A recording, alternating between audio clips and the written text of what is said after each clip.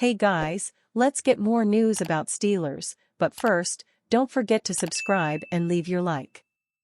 Steelers Roman Wilson breaks silence about painful offseason experience. The Pittsburgh Steelers have gotten a taste of what their team will look like in 2024 in their first two NFL preseason games. However, not everyone was able to suit up and contribute. Former Michigan football star and 2024 Steelers draft selectee Roman Wilson has endured an injury that has delayed his debut. He broke the silence on how painful it had been to sit out in late August. Wilson acknowledged the tough timing of the ankle sprain he suffered on July 30th. When speaking to reporters after practice on Wednesday. "It does stink, not being able to play in preseason," Wilson said, via Trib Live. "That was something I was looking forward to. But being able to play as soon as I can, that's a blessing for me. It could have been worse. I could be sitting out for a longer time, so it's good." Roman Wilson enters the NFL highly touted after his promising improvement with the Michigan football program. After establishing a foundation during his freshman year, Wilson broke out for 479 yards and 3 touchdowns during the 2021 season. He stayed consistent for one more year before further ascending during his last campaign in Ann Arbor. Wilson amassed collegiate career highs of 799 yards and 12 TDs in 2023. He later declared for the 2024 NFL Draft, and the rest was history. Wilson's preseason injury is tough, but he remains confident in his ability to recover. Wilson told reporters that he would be back soon, and that his ankle was feeling good on Wednesday. Despite being injured, the rising rookie is still striving to learn and grow. "This has been a good opportunity for me," Wilson said, via Trib Live. "I knew the playbook before, but this is a good opportunity for me to really take a deep dive and really learn the in and out of the offense and the whole scheme and schematics and things like that. For me, it's really just the details, locking up details. When I'm in meetings, obviously I'm not being corrected on. So really just taking mental notes of what guys are getting corrected on. How are they going to respond, how would I respond, and just breaking down a lot of film for me. It will be exciting to see how Wilson performs once he is recovered from his ankle ailment. He will do everything he can to support the Steelers until that time comes." Joey Porter Jr. didn't intentionally change gloves to help avoid DPIs, really don't think about it too much.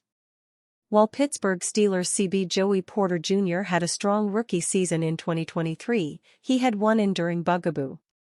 He managed to clean up his tackling over the course of the year but not his penalties. He drew 8 accepted penalties, of which 6 were for pass interference or holding. He also drew a 4th pass interference penalty that was declined. Porter obviously isn't happy when the officials flag him, he even disputed one in the preseason opener. While he admits that coaches talk about wearing gloves that match the jersey to make infractions less apparent, he says he's not focusing on that.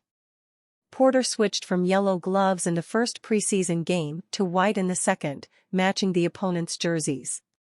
Was it merely a coincidence after officials penalized him a week earlier on a play he disputed? Or did it make that change intentionally, hoping to make any holding infractions less visible and thus harder to call?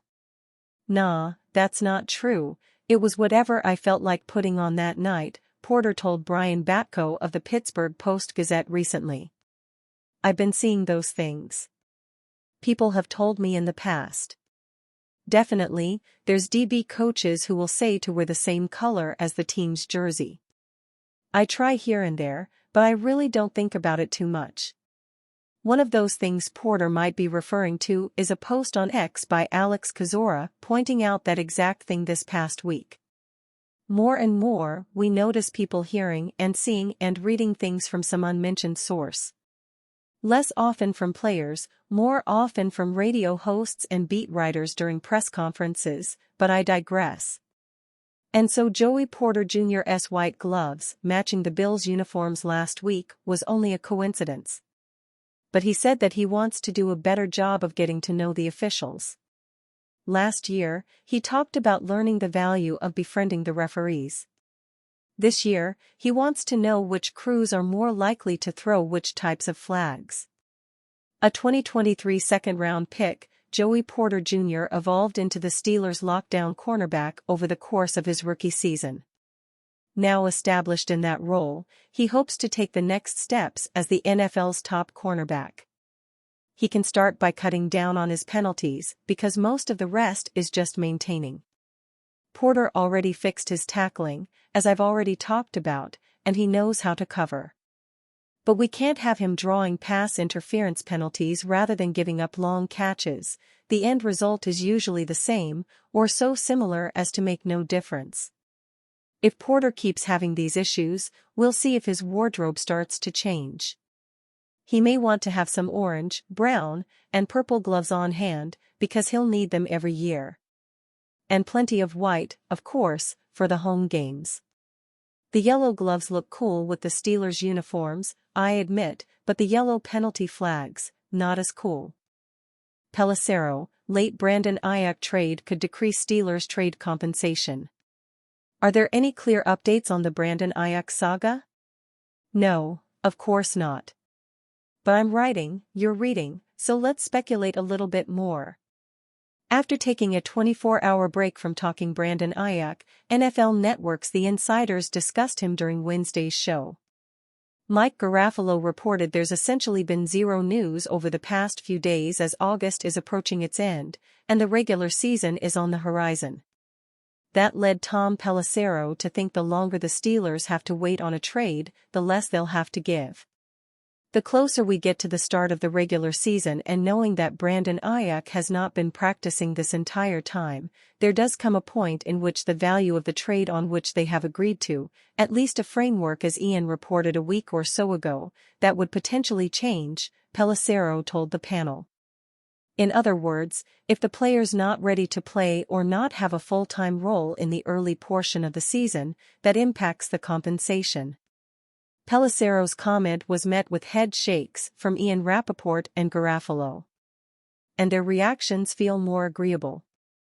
While deadlines and desperation might give Pittsburgh leverage, not having Aiyuk 100% ready for the start of the season isn't going to change the terms of the deal. Terms that, as Garafolo repeated Wednesday, are still essentially agreed to.